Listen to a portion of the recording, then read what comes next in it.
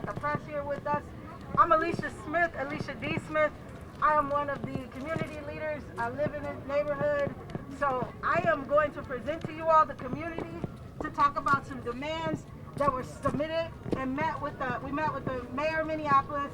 We met with Council Vice President Andrea Jenkins and Alondra Cano last week. They've seen these demands, they've had them, and so the community will present them to you all. As you all may be aware of, the city of Minneapolis is wanting to do a partial reopening of this mourning space with no regard for our community and how we're traumatized and the lack of healing that has happened. And so I'm going to pass it on to Pastor Carmen, who's going to kick us off here.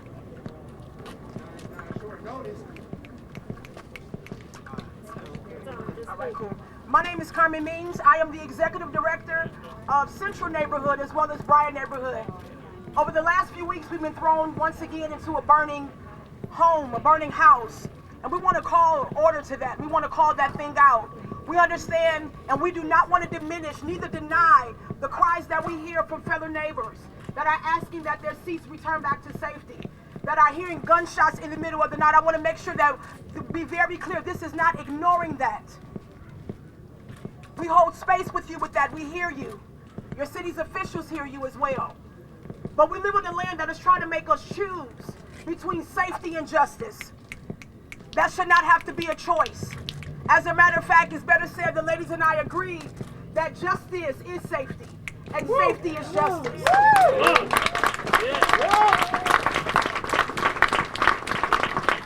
We also understand the need of white supremacy to get things back to normal. But mid-May, when our now ancestors George Floyd, there would never be normalcy on this street again. And I'm speaking beyond a street partially opening.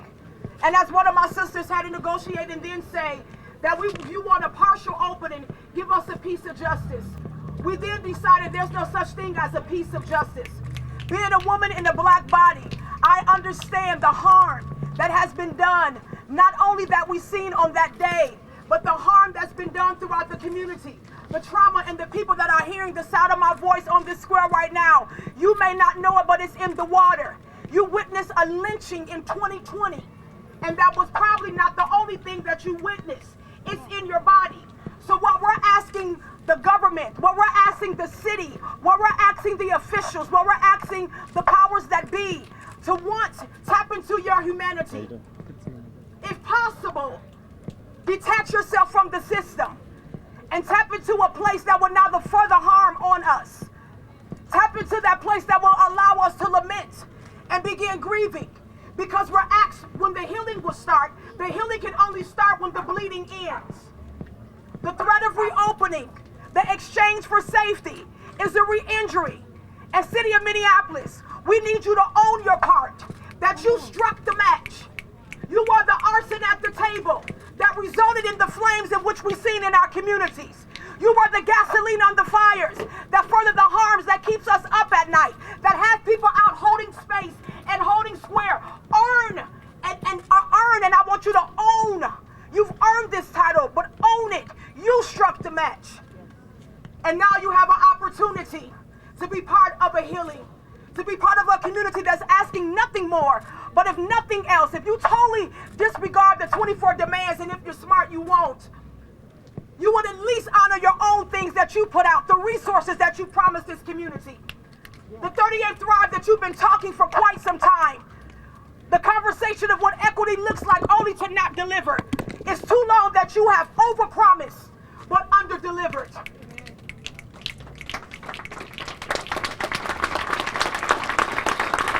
And at the top of this, before I pass it on to one of these wonderful women behind me, I need you to own the need for healing to happen. I need you to own the harm. I need you to detach from the tabloids and from the news that puts a face to it. But I want you to own the match that you yet hold in your hand. What are you going to do to help us heal? How would you assist in this? Injustice is not your darkest secret. It's one that has been called out of the closet. And allow yourself to also be attached to the need for healing in this community. Right now, you're standing in a symbolic tree, under a tree, if you will, of a man that screamed out, "Mama, Mama, I can't breathe." When you hear those words, if you are attached to humanity, it should send chills down your spine.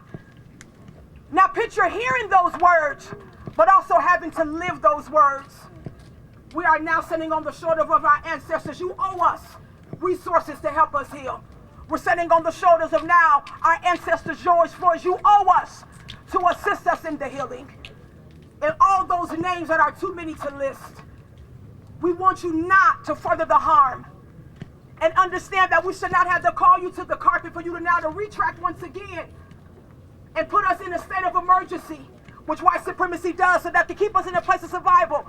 But we understand that this is not the beginning, neither is this the end to justice. Play your role. Play your role. We're not asking you, we're demanding, play your role. Bring the resources. We have the healers, we have the teachers. Quit pimping us. Quit prostituting us. Expecting us to run into a burning building with a water gun. Give us the resources so that we can now heal our own lands with our own bodies. People who look like us, sound like us, move like us, and think like us, so that we then can breathe together.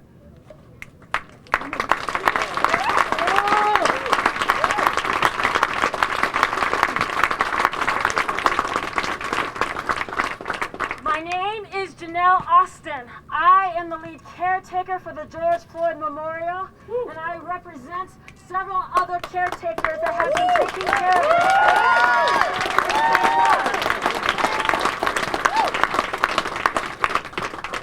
Let me first and foremost tell you that this space is a space of protest. The art is art of protest. So for those that think that it is just a museum, yes. It is not a museum. It is not a space where people just come and take photos and say, "Oh, that's nice." No. Every person, from the smallest child who has etched crayon onto a piece of paper to the most elaborate artists who have done beautiful murals, it is all in protest to the killing of George Floyd. Let me tell you that the city killed a man. Yes. And that is why we are here. That is why that the community is standing for justice and asking and demanding for justice. I am also a transcriber of the 24 demands. Yeah. And I say a transcriber because I can tell you that the community is the author. Yeah. Do not think for one moment that a few people went and just drafted up some demands for the city. No, that is not the case. We ran up and down these streets and said, "Baby, what is your ask? What do you want? What do you need to thrive? What do you need to thrive?" Because justice has too far been delayed and denied to this community. And so we wrote and we transcribed on behalf of our brothers and our sisters so that they can get what they need to rise together. And yes, it includes even the neighbors who have been naysayers since day one. We have included them too because they too are a part of our community. I tell you, we have learned what it means to be a community over the summer of 2020, and we will stand together as community to get the demands that we ask for so we can have some equity. Come on.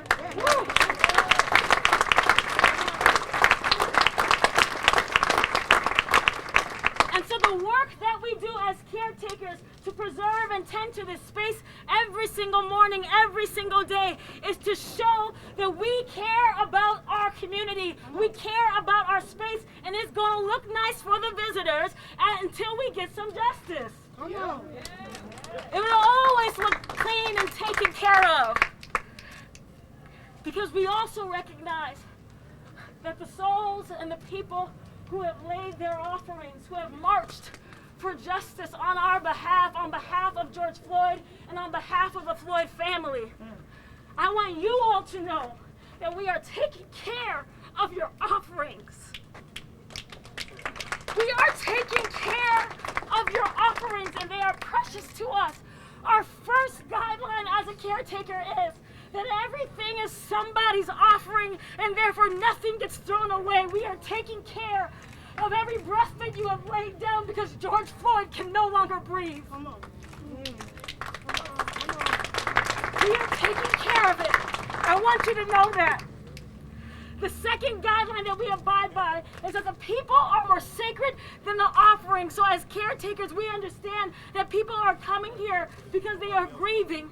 It is a space of public grief, and we witness that, and we care for the people. There have been mornings.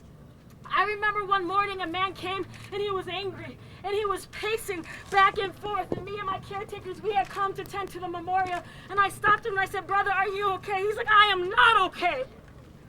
He said, "I am not okay." And then for an hour, he proceeded to vent his anger and his sadness and his grief. And the reality that it could have been him. Right. And we stood there with him, and we heard him, and we held his grief. And then when it was time for him to go home, I turned around to my caretakers and I said, "Go home." And they said, "But Janelle, we haven't tended to the memorial." I said, "But you tended to him." Yeah. Yes. But you tended to him, and the people are more sacred than the offering. So as caretakers, we stand for justice. As caretakers, we are first protesters and then preservationists. Yes. Yes. We are first protesters and then preservationists. So do not think that this is a museum. No. This is a protest. And we will stand here and we will ask for justice. If they want these streets, they need to give us justice. Let us be absolutely clear. You want to show the artwork and the big fish and to claim it as your own and say, "Oh, Minneapolis, look at what we have done." It's like, no. Oh, Minneapolis, look what you did. You killed a man. Come on. You killed a man. And so the art that you see belongs to the people, and the people will use it as protest.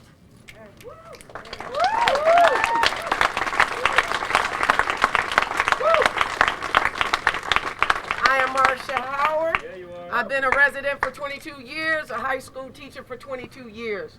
I spend my summers gallivanting around the country and the world, but I have spent this entire summer on that west wall.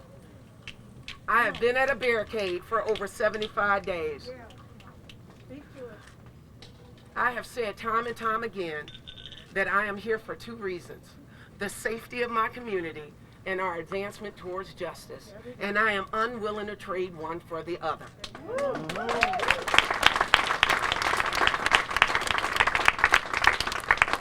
Anyone who's lived in the George Floyd Memorial Zone, and you know who you are, you have seen what happened after the uprising. We went from peace and harmony in this square after the police had run through the memorial and the barricades came up. But our people, our community, held it safe. I said before and I'll say again, in the 22 years I've been here, at the beginning of this movement, I have never felt safer on 38 in Chicago than at the beginning of the uprising. Marcia, say it with your whole chest. Let the people hear you. Let the people hear you. I'm on that wall for the students I teach. I'm on that wall for my neighbors. I'm on that wall for my community. I'm on that wall for my people. I'm here for the safety of my community and the pursuit of justice, but I'm not willing to trade one for the other. All of us who have been on a little nefarious campaign, the concussive mortar shells that we heard night after night, the shootings that we heard and saw, those of us that were here night after night, we knew what that was. That was no different than during the Reconstruction, during civil rights. It was a campaign. Come on, let them hear you in the back. It was a campaign. There it is. So all that stood with us in solidarity, they were like, you know, I'm down for Black Lives Matter. But come on now, I got gunshots ringing in the night. I got babies. I sympathize with you. But here's the thing, we're a community. So block by block, meeting by meeting, community meeting by community meeting, we started talking to them. We said, we're here for safety, we're here for justice, we're not trading one for the other. And it's really interesting because our mayor and our city council, they're offering us something we already offered ourselves. Come on. Security, safety. Come on.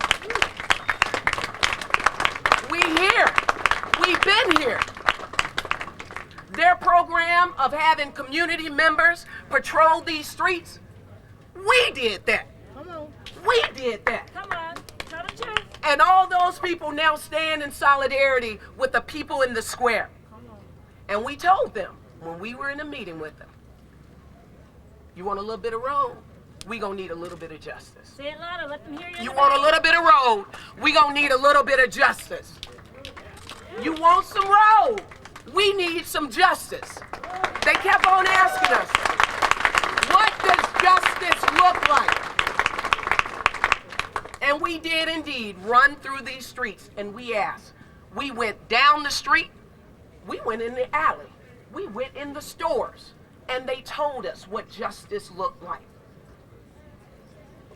There were brothers who didn't even have something for themselves. They just said, we need something for the babies, opportunities for these young folk. And I'm like, time after time, person after person, they just said, we need jobs. We need opportunity. I had a brother, he said, I'm 32 years old. I want to be able to live in my neighborhood. I want to be able to afford to live in my neighborhood. What does justice look like? Does it look like resolution number 24? We stay in these streets until the trial is over? Oh, my mayor gave that a hard no. A hard no. And I said, well, it's 23 left. So of those 23 resolutions, they're going to have to meet some of them. They're going to have to meet those demands before we give up 38th Street. We're not giving it up. We're not giving it up. We're not giving it up. We're not giving it up. We're not giving it up. No justice, no streets. No justice, no streets. You are not going to tell us that we are to be moved. You don't have that say. This street does not belong to you anymore, city of Minneapolis. You're going to have to negotiate. You're going to have to give us some justice if you want that street back. It's interesting that they gave us stuff that we already had. Come on. The fist, the mural, something that looks like at any given time, Grand Old Day, a New Orleans jazz funeral, a party, a repast. It looks like many things at many times a day if you've been in this square. But in all those hours of every day, it still looks like community. It's community. Those who come and hold space in this square, they are participating in a protest. Every last one of y'all standing in the middle of this street, you are participating in this protest. This is a protest. A protest. A protest. A protest. This is a protest. First and foremost. If they want these streets, they got to get into these demands. We got solidarity, y'all. We here. And we ain't moving. We're not. We not. They want a little bit of street. They got to give us a little bit of justice. Point blank. No justice. No streets. No justice. No streets! No justice. No streets! No justice. No streets! No justice. No streets! No justice. No streets!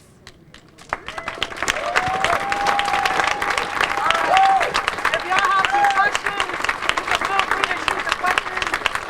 But if you already went to press and you got the press release, then you have the demands. So if there are any pressing questions, we will take some of those. Any one of these lovely leaders behind me can answer questions, or anyone from the community if we don't have the answer. So we'll give you a few minutes, and then we got our young sister Vaughn here. I just want to share some encouraging words with y'all as well. So I hold on, let's see if we got a question. Anybody got a question? All right. What has been the response from the community security about the shootings that have happened? Say it loud, Marcia, so they can hear you in the back. Ask that question again, sir. What has been the community response to the shootings that have happened in terms of stopping those, or what is the response to them? Which shootings are you referring to? I believe there's a pregnant woman that was shot nearby here. The response was immediate. Our medical team was on the scene immediately. If you didn't know, 612 MASH has been on the scene since day one. With licensed doctors, LPNs, RNs here 24 hours a day from the beginning of the uprising. So when anything that occurred in this zone that is a normal city issue, like unfortunate domestic violence, it wasn't EMS that was first on the scene. No, it was 612 MASH that was first on the scene. It's lamentable. I need you to understand, that is not just some random thing. Lanisha was part of this community. My neighbor, her daughter, Lanisha was named after her. This isn't some random case. And a lot of people are thinking about shootings as if it's something that happens over there. Violence happens throughout the city. There was another case where the police refused to do their due diligence in the case of Damian Murphy Ranks Chambers. They showed up on June 19th, the day of our liberation, and they refused to do their job. They compromised what should have been a crime scene. They refused to declare it a crime scene. They said, and I quote, that they were fearful of hostile crowds, but their actions impeded the appearance of EMS. And then when they went through the barricades, they decided, since it wasn't a crime that this black man was shot, to walk through the evidence that they refused to collect.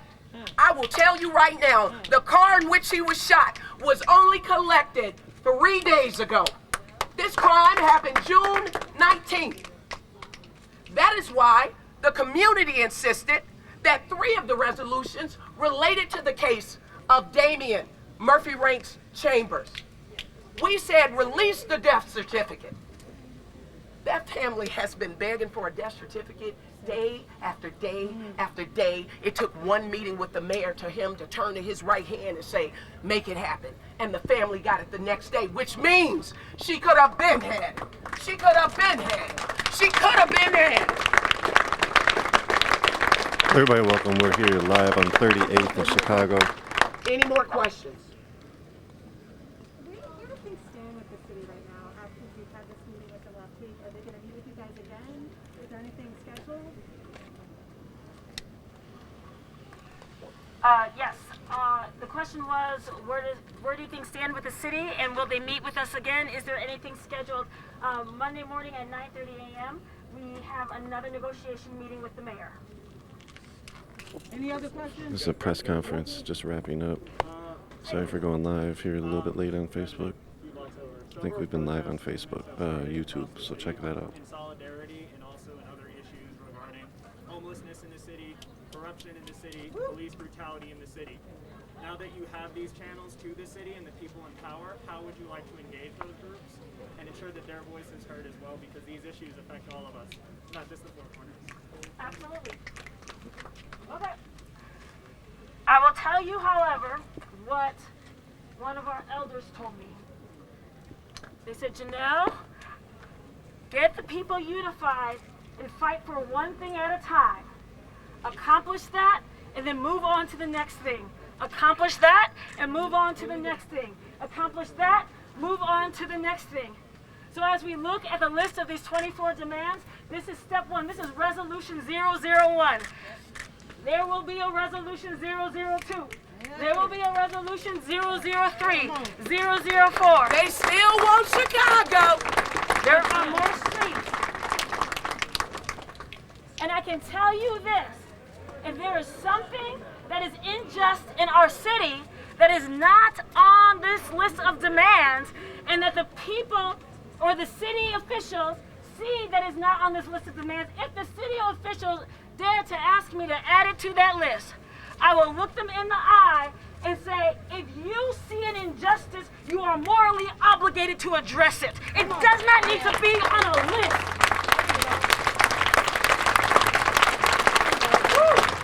It does not need to be on a piece of paper to give somebody some justice.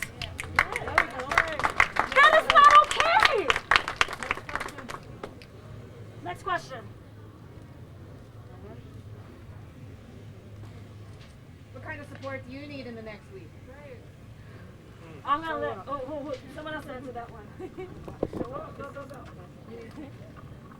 Show up and listen. Show up, yep. And so we want to be very clear about this as well. We don't want to be that clear. But be very clear about this as well, that this fight, what we witnessed, can you all hear me? What we witnessed was something that we have witnessed multiple times. And we have to name that black and brown bodies are not safe. Y'all hear that? So to my white ally sisters and brothers, we need your bodies on the line. Don't tell us that you are ally in the beginning. But then as we begin to move and this thing begins to intensify, never mistake the missing feet on the ground, meaning the missing, that do not relate that to the fight has been won. There's more work to do. So what we need you to do is be persistent and be consistent in the way you show up. We need you to be able to speak truth to powers. We've been saying this for a long time. Right now, since I have your attention, listen to black leadership. Come on.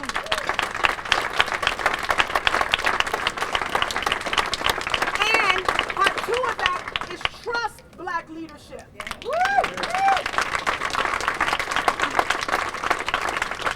We cannot allow them to divide and conquer. We've all been placed in the casing called body for a reason. If you've been placed in the white body, then you have the opportunity to use your privilege to advance justice. There we go. So when you hear stuff like hold the perimeter, it is not to divide, it's to stand with us. When you hear directions, it's not to divide, it's giving directions to stand with us. And I want to be very clear about this. This happened in Minneapolis, but this is a worldwide movement.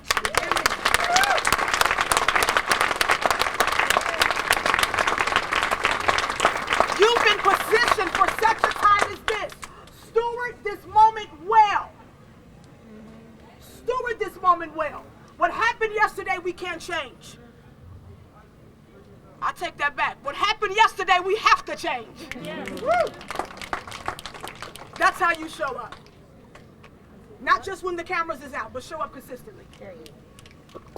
If people want to engage in the conversation about justice and they have something to say to the city, where do they come to engage in that conversation? We got a meet on the street meeting. 8 a.m.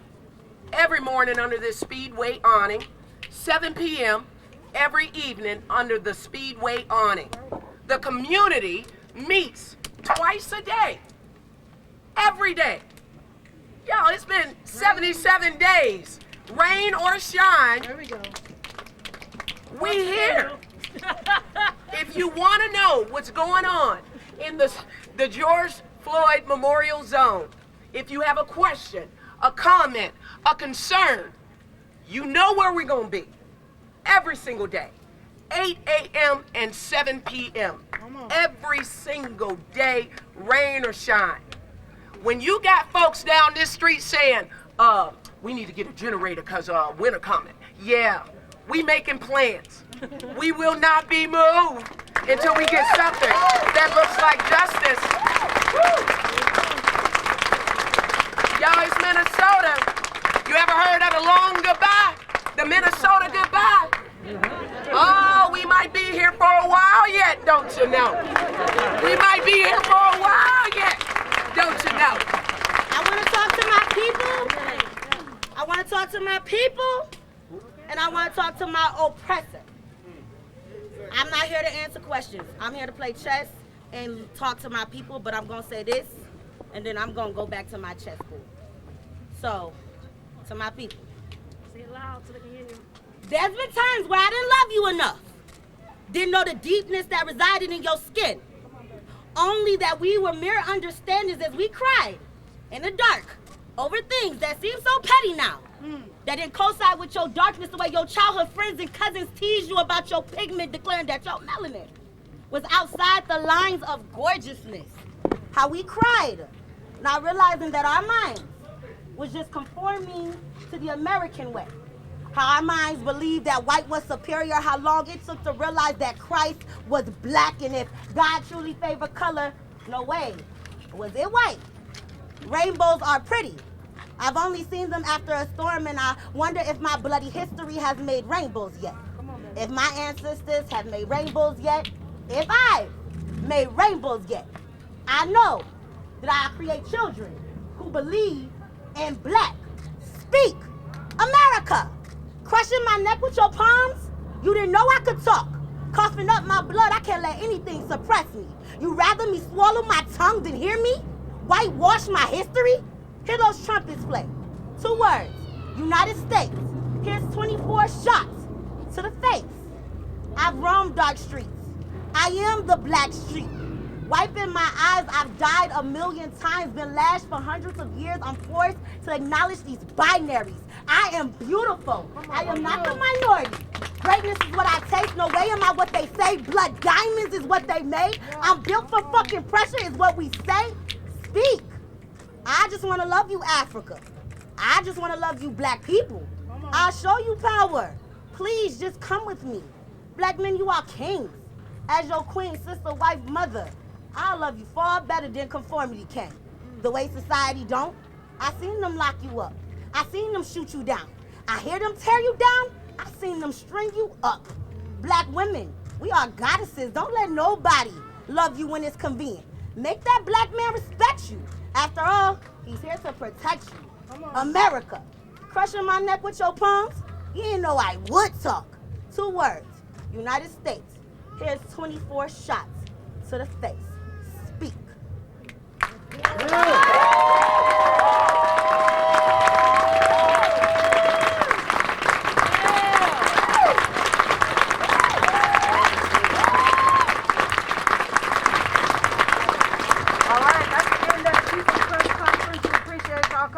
Now enjoy 38th Reimagine, spin with these vendors, and connect with the community. Let's ask them that.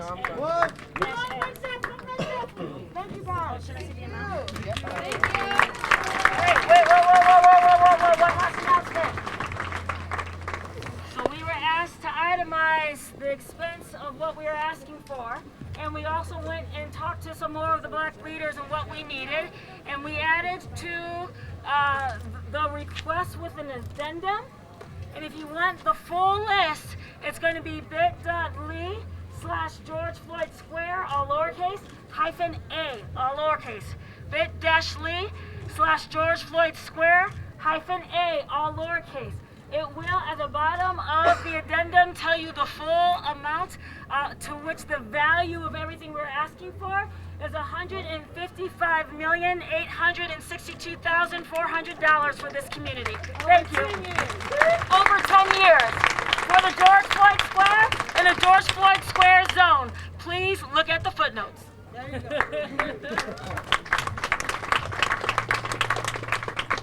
You heard the mayor's budget address where he talked about there was a budget shortfall because of COVID. Yeah? Notice the similarity to the budget shortfall and our ask.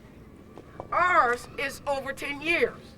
Ours is less than the yearly budget of the Minneapolis Police Department. Woo! Oh. No justice, no streets. No justice, no streets. No justice, no streets. No justice, no streets. And let me be clear, we will hold it down in George Floyd Square. This place will continue to be occupied. But you see this right here? We got a lot of them made up. We will continue to march anywhere that needs to hear the name of George Floyd. If you sitting comfortable in your home, maybe we need to sit and settle in over there. I have heard the name of George Floyd night after night for over 78 days. Somebody else needs to hear it. So if we gotta go and plant this sign wherever they need to stand in solidarity for justice, you're gonna be 38 in Chicago too. 38 Chicago.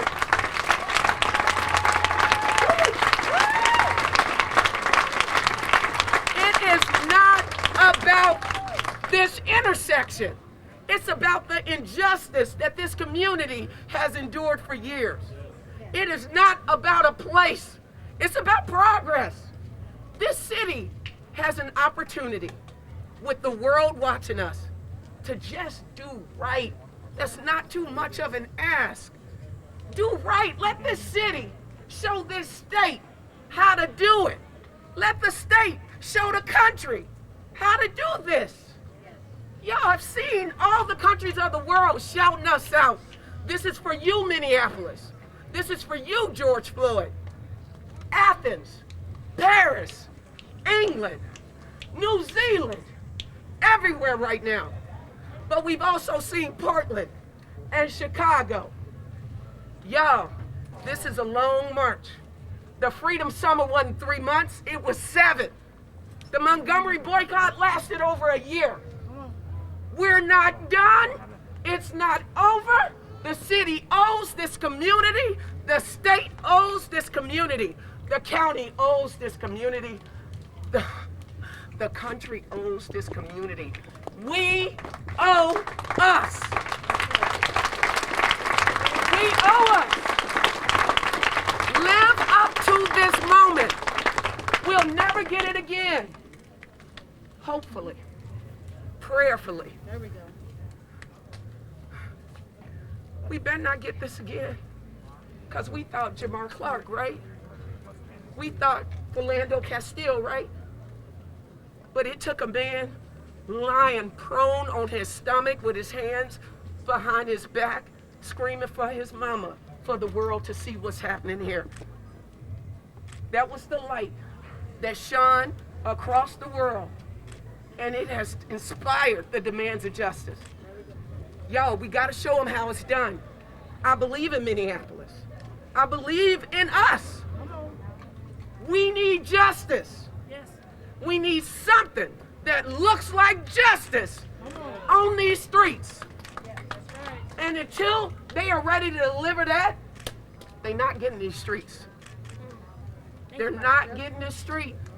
No justice. No streets. No justice. No streets. No justice. No streets. Can you sort of give a quick synopsis as to what the press conference is about and what the deal is coming up in this next week?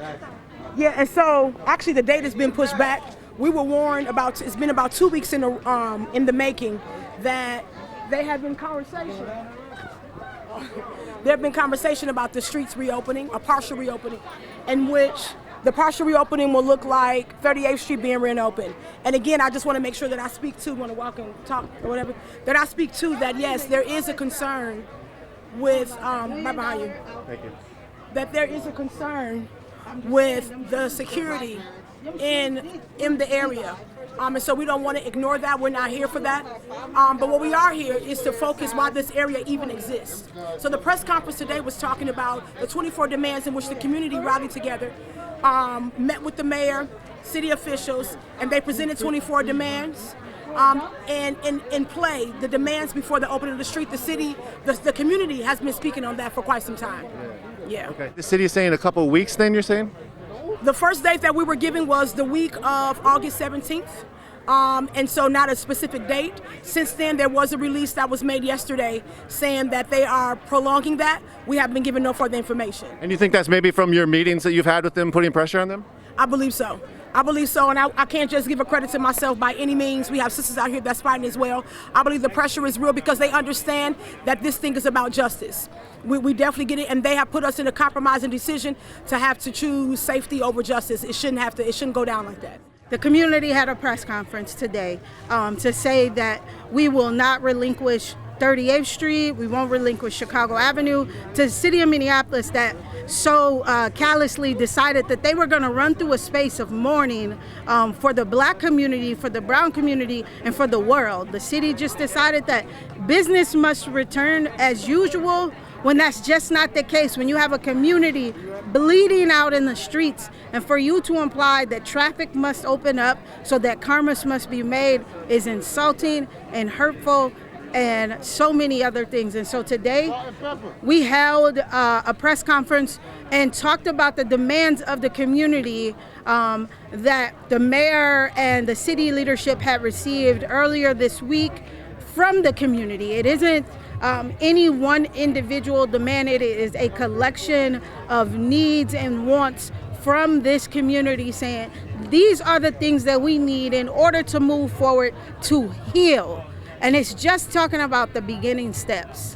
And so we're talking about merely $155 million over the course of 10 years, which is really not a huge amount of money when we're talking about the oppression and the systematic racism that has kept this community down from the beginning.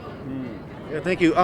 So and it seems like the political officials that are around this area also got voted in under progressive measures, right? Like Andrea Jenkins, Alonda Cano, even Jacob Fry. Yeah. And so what does this mean where the community is continually, after the biggest uprising in Minneapolis history, maybe the country, some of the country's biggest uprising. And so what does this mean that progressive leaders or officials are not even listening to the community at this point? What it means is that the people who voted those folks into office can see that their elected leaders no longer regard them, and in fact have said that you're not important. I'm here. I will push my agenda, versus listening to the people that put them into office. And so what that reminds us is that our biggest source of power comes from the people, and that we have to be diligent about who we put into office. And right now, we as a community have to groom our next elected officials that know the agenda of the actual people. Yeah, thank you. Can you just, so there's 23 or 24 demands? There are 24 demands that we submitted to the city on behalf of this community. And for sure, we know that number 24 was immediately X'd off the table by the mayor, which was to hold this space until we got through the trial and conviction of the murderous police officers or former police officers that lynched Mr. Floyd. Wow, so the trial is in March or something like that, set in March, and so they're saying, no, you cannot take this space for 6 more months. The city is saying that they will not submit to keeping this space sacred for mourning of the world, but more importantly, the black community of Minneapolis. Can you talk about maybe some of the other demands? What are the key demands within them, in your opinion? Obviously, all of them are really, important and key, but maybe some of the most key ones in your opinion that could be even done maybe soon. So some of the ones that are many of these demands, when you look at the list, are extremely low-hanging fruit for our city. In fact, many of these things are already in place. They just lack actual support for them. And so some of the most important ones result and lean directly on our family of one of our community members that was murdered just down the street. That is about getting that family justice, to begin an investigation into that brother's murder, to release his death certificate so that his family may return him to his homeland for proper services and homegoing. That's simple. That is a literal human right that should not have been withheld, shouldn't have never needed to be on the list, but indeed it needed to be there. So that's basically, some people have talked about the state using repressive measures or like going against the people because the people took this space, that the state then counteracted by not providing Murphy Ranks with, the support that he needed and his family with the support that they needed for the system that's set up for the investigation. Oh, certainly. And we would have no other logical conclusion to draw from that than that actual one. And we know from the history of black folks in this country that has been done to us time and time again. So what would make us think that our oppressor would do anything different? Nothing. We would be fooling ourselves to think that they didn't know and intentionally engage in withholding justice for this family and withholding a proper investigation, or even pretending to do one should have sufficed. But they didn't. They held on to the death certificate. They refused to collect evidence. They lied and said that the community denied EMS and first aid to this family, and that wasn't the case. Real quick off of that, and thank you for that, because what I think you said was really important too, like, well, how do we ask the oppressor for something if we know maybe where the oppressor is coming from? When it comes to these demands, or even like the situation in the whole in this community, what's the way forward? Is it asking the politicians for something, or is it like you said, maybe grooming the next levels of politicians, or what's the next moves for this community to not have to maybe ask and maybe just have? So, to be clear, we're not asking, we're actually taking, but we're being diplomatic in terms of how you do business and how you build coalition and community. So part of that is about saying, here are my needs. Here are my needs. Where can you meet me? And if you can't meet those things, then we have no room for negotiations. And so really it's about being diplomatic, but it is also about grooming the next leaders from our communities. We have the next mayor of Minneapolis in this community. We have the next president in this community. We have the next U.S. senator. We have the next House of Representatives. We have the next council president, and so on and so forth. They all live here. And so it's about a matter of grooming our folks to be prepared to take those positions, and about informing and arming our community with the knowledge and the power to know that we control how and who we put into office.